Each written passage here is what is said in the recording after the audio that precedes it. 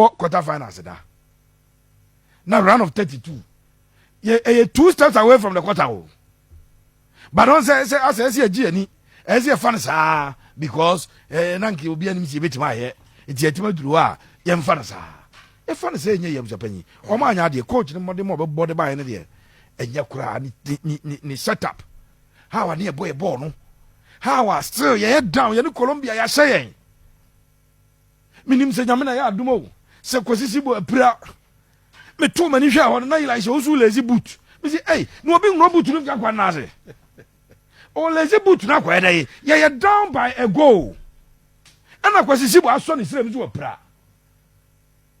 Augustin Boakye te hɔ Christopher Babos te hɔ Brandon Thomas Asante te hɔ wɔn ka apene boy ni nyinaa bisapanyi Brandon Thomas Asante enya one assist and 1 shot on target.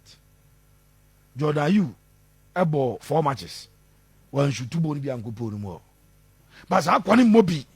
Na ya sign the Elisha Owusu bamu a ya da form we are down by a goal. And na kwasisi bo epra.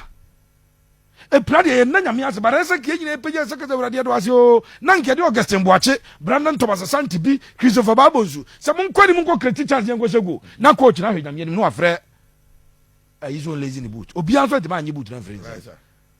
Steve Obeze the boot no so asompa. Ese ko mo different some catch say on amre bi kotoko game bi na kotoko ne asek Baba has posted you. Coach ni substitution na player no neighbor ko catch ko that match you match.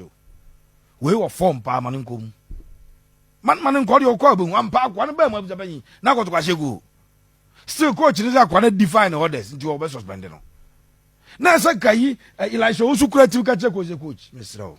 I didn't know unhwe bia ba bia dunu ya na ye da form ye hia go ma we mu ba ko nko enso bi pan coach no wa fans wa man tem no otro brofo motivational speaker we bi na me guys many raf catch say ko hwe akwana ko ji ezika day to me obeji ezika wo the coach wa motivational speaker tro sam no otro de bia flood yi ba ye ne message no e mu odukura chan Ghana mpanyimfo de omode ba ye Pepe Suarez motivational speaker wa mo aye na